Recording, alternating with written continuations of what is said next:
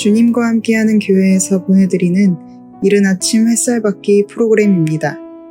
이 시간을 통해 하나님의 말씀에 나를 비춰보며 나 자신을 성찰하는 시간이 되시기를 바랍니다.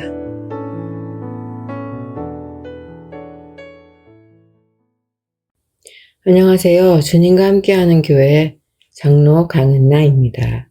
오늘 저의 신앙 고백의 제목은 마음의 눈이 밝아져 보이는 것은 흑암과 혼돈과 공허 속에 있는 존재입니다. 말씀은 에베소서 1장 17절로 19절. 우리 주 예수 그리스도의 하나님, 영광의 아버지께서 지혜와 계시의 정신을 너희에게 주사 하나님을 알게 하시고 마음의 눈을 밝히사 그의 부르심의 소망이 무엇이며 성도 안에서 그 기업의 영광의 풍성이 무엇이며 그의 힘의 강력으로 역사하심을 따라 믿는 우리에게 베푸신 능력의 지극히 크심이 어떤 것을 너희로 알게 하시기를 구하노라. 요즘 담임 목사님께서 요한계시록으로 말씀을 전해주고 계십니다. 말씀을 들으며 창세기 말씀과 연결이 되어서 생각을 해봅니다. 과거와 미래의 일들이 지금 현재에 관한 말씀이라고 하셨습니다. 선악을 알게 하는 나무의 열매를 먹은 존재로 이미 죄를 가지고 태어났기 때문에 스스로는 의인이 될 수 없는 존재이며 거룩하신 하나님에게 갈 수 없는 자가 마음과 양심을 새롭게 하여 참 마음과 온전한 믿음으로 하나님께 나아갈 수 있는 새로운 피조물이 되어 단장한 어린 양의 신부로 하나님 앞에 갈 수 있다라는 것을 말씀하고 계셨습니다. 새로운 피조물, 단장한 어린 양의 신부, 온전한 믿음, 마음과 양심, 이런 말씀은 어떤 의미의 말씀인지 생각해 보지 않았으며 교회에 다니면 저절로 되는 것이라고 막연히 알고 있었던 것 같습니다. 교회라는 장소에 가면 믿음이 있는 것이고 행위를 잘한다고 느끼면 그것이 선이 되어 하나님의 말씀보다 우선이 되었고 하나님의 은혜라고 말하면서 자기 자신을 자랑하는 자기의 의가 바벨탑처럼 높아져 스스로 의인이 되어 있었고 이것으로 새로운 피조물이 된 것으로 착각했습니다. 자기의 의는 최고의 선이 되어 저의 마음 안에서 강력한 기준으로 세워져 제 자신과 상대의 선악을 분별하는 하나님과 같이 된 자로 사는 줄도 모르고 자기만의 세상에 빠져 누구와도 의사소통이 안 되는 것도 모른 채 하인맞은 양심으로 마음은 굳어져 갔습니다. 자기의 의는 입으로는 하나님을 말하며 입술로는 존경한다고 하나 마음은 하나님에게서 멀리 떠나 사람의 계명으로 가르침을 받는 것이었습니다. 말씀은 행위를 하고 하지 않고 맞고 틀리고 옳고 그름의 문제가 아닌 마음의 이야기를 하고 있었습니다. 목사님께서는 처음부터 지금까지 인간 존재가 가지고 있는 마음에 대한 이야기만 하셨습니다. 하지만 습관대로 행위를 하면서 느끼고 알았던 감각적인 신앙생활이 굳어져 있는 저는 말씀을 제대로 들을 수가 없는 상태였습니다. 말씀의 빛이 강력하게 마음에 비춰져 양심의 기능에 대해 알게 되었습니다. 저의 악함을 가리기 위해 양심의 가책을 느끼는 것이 선한 사람임을 증명하려고 하는 것이며 이것이 하나님 앞에 얼마나 가증하고 또 얼마나 외식을 부리고 있는 모습인지 그것을 알게 하셨습니다.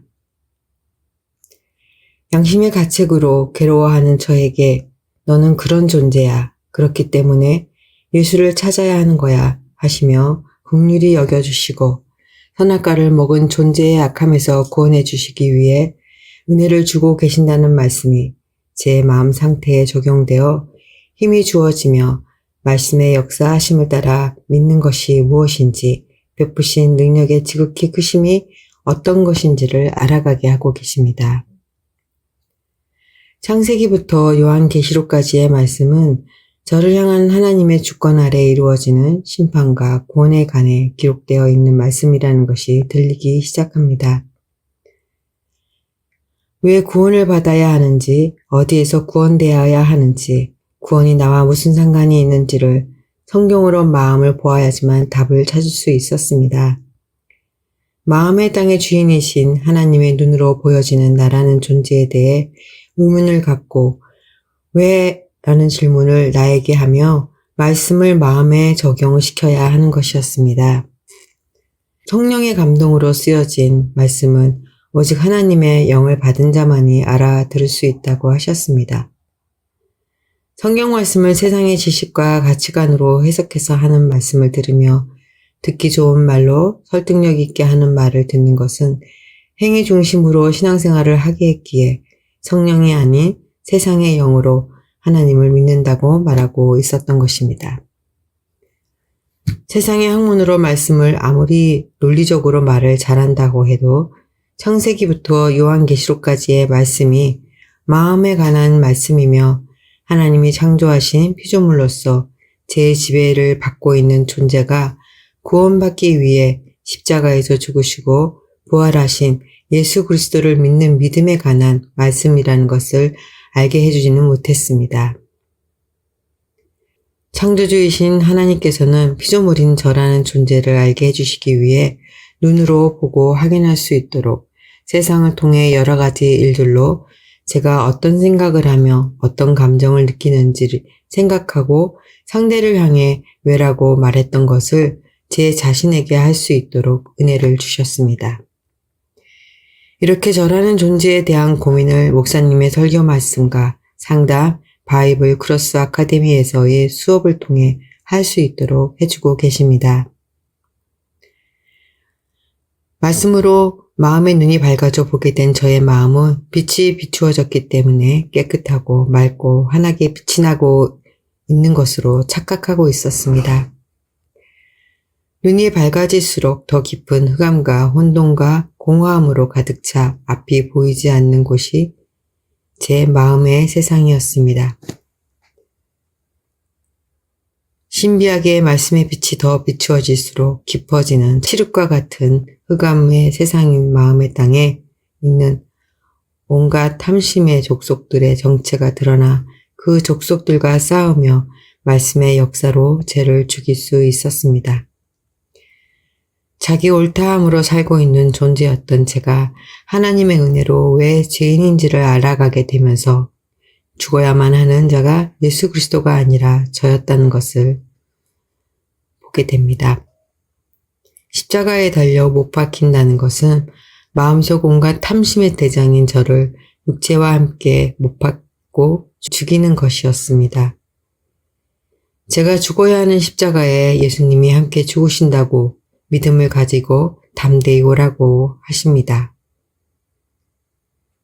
저는 아멘으로 화답하겠습니다. 주님, 아멘.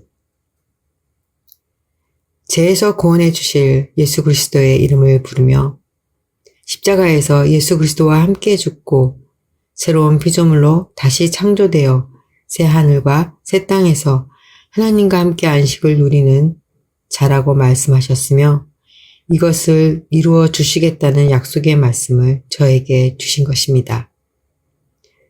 말씀을 믿고 믿음의 길로 가면서 하나님 안에서 안식을 누리는 자가 되기를 소망합니다. 감사합니다.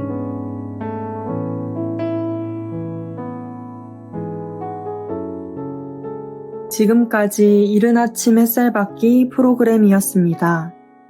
오늘 하루도 믿음 안에서의 삶을 누리시는 여러분이 되시기를 기도합니다.